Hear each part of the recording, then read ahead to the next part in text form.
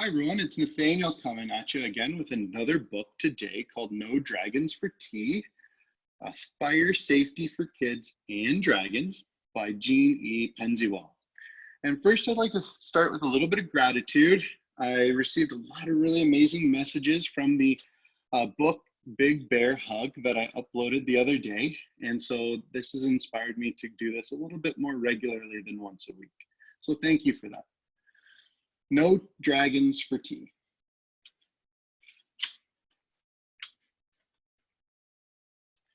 One warm summer day at the end of last week, my mom and I went for a walk to the creek.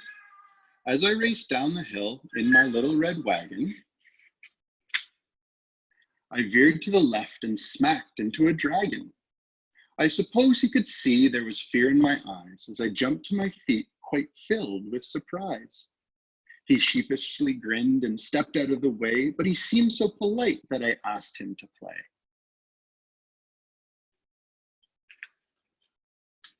He had a cute little bear and some other toys too. With my shovel and pail, we'd have oodles to do. We ran to the creek and then to the bay, where we played on the beach for the rest of the day.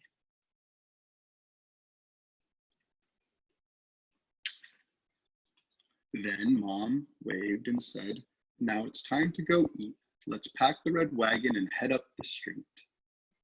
It's hard to stop playing with friends old or new, so I asked if the dragon could come to eat too.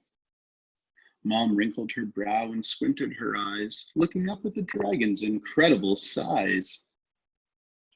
I begged and I pleaded, then said very sweet, "We won't make a mess, we'll be tidy and neat." So at last she said, "Yes, just this once I'll agree. You may have the dragon come over for tea."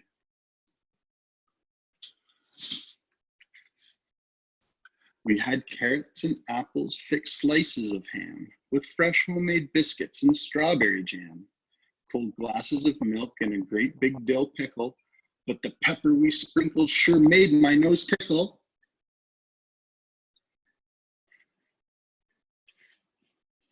Then the dragon's nose twitched and he started to wheeze.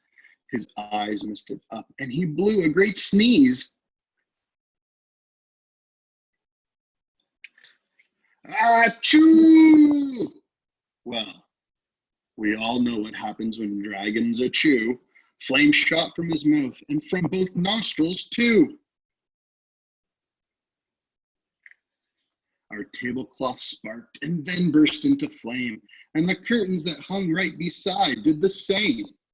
The smoke alarm rang. What a loud, piercing sound. It meant get out fast, so I dropped to the ground.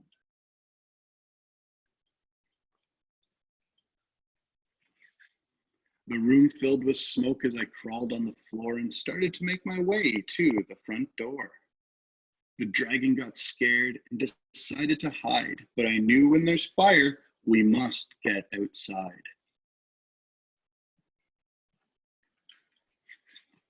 I grabbed his thick tail and with one mighty tug, I pulled that big dragon from under the rug.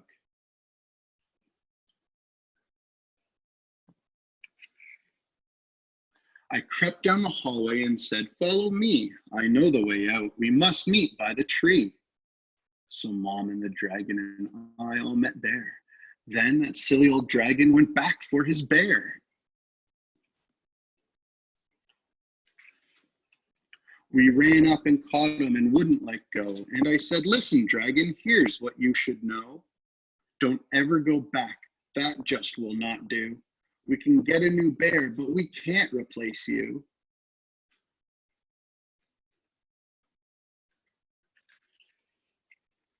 Since the fire was burning inside of our home, we went to the neighbors to borrow the phone. Mom knew what to dial and said calm and clear, "Here's our full street address. Send the fire trucks here." Before very long, down our street they came sailing, with bright red lights flashing and loud sirens wailing. The fire crew rushed to start work on their tasks. They were dressed in big boots and wore helmets and masks.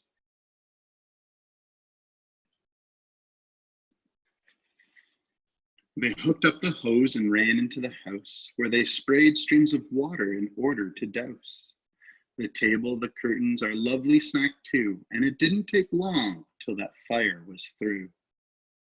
The fire chief called at the door with a shout, "The smoke made a mess, but the fire is out."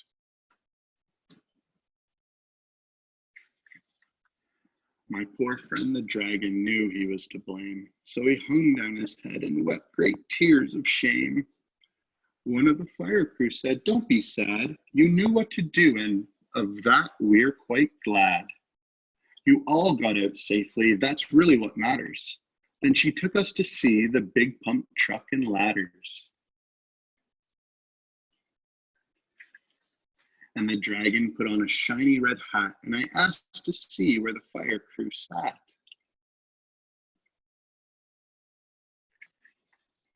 She showed us the siren, the hoses, and the lights, and the ladders they climbed up to reach higher heights.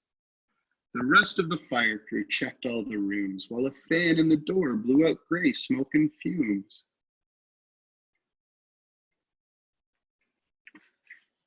Then the dragon and I, we sat down for a while. I reached up and hugged him. He gave me a smile. The next time the dragon and I went to play, we'll pack up a picnic and go to the bay. We are friends, tried and true, the best we can be, but I'll never again invite dragons for tea. And that's the end of that. There's a little dragon's fire safety rhyme I'd love to read to as well. When the smoke alarm sounds, here's what you should do. Leave your toys all behind, 'cause there's only one you. Get down and stay low, crawling under the smoke, because breathing those fumes in might make you choke. If your clothes catch on fire, don't run about. Stop, drop, and roll till the flames are all out. Don't open a door if the handle feels hot. Find another way out to your planned meeting spot. Even when scared, you must never hide. And once you are out, don't go back inside. Thank you, everyone. I hope you enjoyed reading No Dragons for Tea with me.